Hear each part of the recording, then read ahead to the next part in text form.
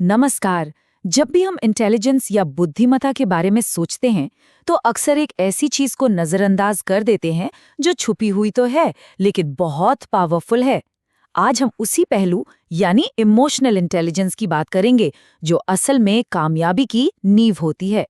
तो सवाल ये है कि जिंदगी में कामयाबी असल में किस चीज पर निर्भर करती है? क्या ये सिर्फ दिमागी तेजी है या कहानी कुछ और ही है? ये सवाल बहुत पुराना है और इसका जवाब उतना सीधा नहीं है जितना हमें लगता है। आईक्यू के बारे में तो हम सबने ही सुना है। इसे अक्सर दिमागी तेजी का सबसे बड़ा पैमाना माना जाता है। लेकिन क्या सिर्फ एक अच्छा आईक्यू स्कोर ही एक कामयाब और खुशहाल जिंदगी की गारंटी दे सकता है? जैसा कि हम देखेंगे, असल कहानी थोड़ी अलग है।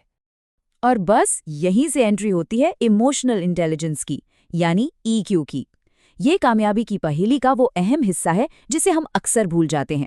ये समझने की काबिलियत है कि हम और दूसरे कैसा महसूस कर रहे हैं और फिर उस समझ का इस्तेमाल अपने रिश्तों और फैसलों को बेहतर बनाने के लिए कैसे करें। आईक्यू और ईक्यू के बीच का फर्क बहुत गहरा है। देखिए, आईक्यू ये मापता है कि हम क्या जानते हैं, हमारा किताबी ज्ञान। वहीं दूसरी तरफ ईक्यू ये मापता है कि हम कौन हैं, यानी लोगों को समझने और उनके साथ डील करने की हमारी काबिलियत। यूं कहें कि एक दिमाग की काबिलियत है तो दूसरा दिल की समझ। तो फिर हम किसी ऐसे इंसान को पहचाने कैसे जिसके पास हाई इमोशनल इंटेलिजेंस हो? इसके कुछ बहुत साफ लेकिन अक्सर नजरअंदाज किए जाने वाले साइन होते हैं। चलिए ऐसी 7 संकेतों को समझते हैं जो इस छुपी हुई काबिलियत को दिखाते हैं। पहला साइन है एक पॉज या ठहराव। हाई ईक्यू वाले लोग तुरंत रिएक्ट नहीं करते। सोचिए, किसी ने मीटिंग में आपके काम की बुराई की। फौरन अपना बचाव करने के बजाय वो एक पल रुकते हैं, गहरी सांस लेते हैं, सोचते हैं और फिर शांति से जवाब देते हैं। ये जो छोटा सा पॉज है ना, यही इमोशनल कंट्रोल और समझदारी की सबसे बड़ी निशानी है। दूसरा साइन है सच्ची क्यूरियोसिटी। वो ये जानने में सचमुच दिलचस्पी रखते हैं कि दूसरे लोग कैसा महसूस कर रहे हैं या क्या सोच रहे हैं। वो सिर्फ अपनी बात कहने का इंतजार नहीं करते, बल्कि खुले सवाल पूछते हैं और बोलने से ज्यादा सुनते हैं। यही आदत उन्हें दूसरों से कनेक्ट करने और लगातार सीखने में मदद करती है। और अब आते हैं तीसरे और शायद सबसे जरूरी साइन पर, सेल्फ अवेयरनेस। ये इमोशनल इंटेलिजेंस की नींव है। इसका मतलब है अपनी भावनाओं, अपनी ताकत और अपनी कमजोरियों को गहराई से समझना। ऐसे लोग जानते हैं कि उन्हें क्या परेशान करता है और वो किसी की आलोचना को पर्सनल अटैक की तरह नहीं, बल्कि सीखने के एक मौके के तौर पर देखते हैं। और ये जो सेल्फ अवेयरनेस है, ये हमें सीधे अगले साइन तक ले जाती है, जो शायद इन सब में सबसे पावरफुल है। जैसा कि ये कहावत बताती है, असली ज्ञान दूसरों की भावनाओं को समझने में ही छिपा है। ये लोग समानुभूति यानी एम्पैथी की प्रैक्टिस करते हैं।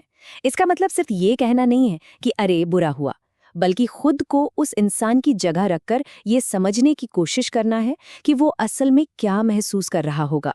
वो दूसरों की भावनाओं को समझते हैं, भले ही वो उनसे सहमत ना हो, और उनकी इमोशनल ज़रूरतों पर ध्यान देते हैं।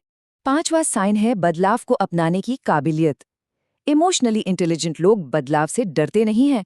वो इसे एक खतरे की तरह नहीं, बल्कि आगे बढ़ने के एक मौके की तरह देखते हैं।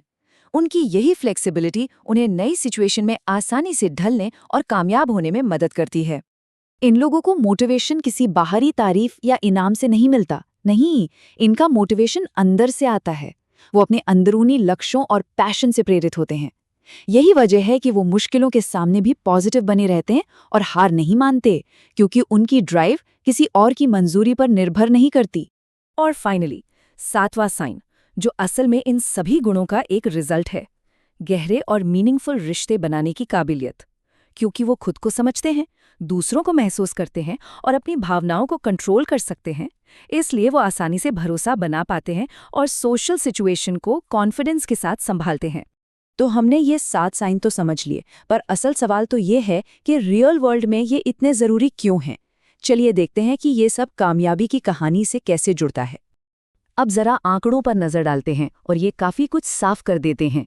रिसर्च से पता चलता है कि ज़िंदगी में कामयाबी का लगभग 58% हिस्सा सीधे तौर पर इमोशनल इंटेलिजेंस से जुड़ा होता है, और इसकी तुलना में आईक्यू का योगदान सिर्फ 22% के करीब है। यह एक ज़बरदस्त रिमाइंडर है कि लोगों को समझने की कला कितनी ज़रूरी है। और सबसे अच्छी खबर ये है कि IQ के उलट EQ को जिंदगी भर बेहतर और मजबूत किया जा सकता है। इसकी शुरुआत 3 सिंपल आदतों से होती है। पहला, अपनी भावनाओं को नाम दें। जब भी कोई तेज भावना महसूस हो तो एक पल रुक कर सोचें, क्या ये गुस्सा है या सिर्फ निराशा। दूसरा, एक्टिव लिसनिंग की प्रैक्टिस करें, मतलब किसी की बात सुनते समय सिर्फ जवाब देने के लिए नहीं बल्कि समझने के लिए सुने। और तीसरा, अपने भरोसेमंद दोस्तों या सहकर्मियों से अपने असर पर फीडबैक मांगे। उनसे पूछें कि आपके शब्दों का उन पर क्या असर होता है। तो आखिर में इमोशनल इंटेलिजेंस सिर्फ एक स्किल नहीं है, ये बातचीत का एक बहुत गहरा तरीका है। ये एक ऐसी भाषा है जिसे बोला नहीं जाता बल्कि महसूस किया जाता है, शब्दों के पार। तो इस पूरी बातचीत का सार क्या है? यही कि असली इंटेलिजेंस सिर्फ दिमाग में नहीं होती, वो दिमाग और दिल का एक बैलेंस है।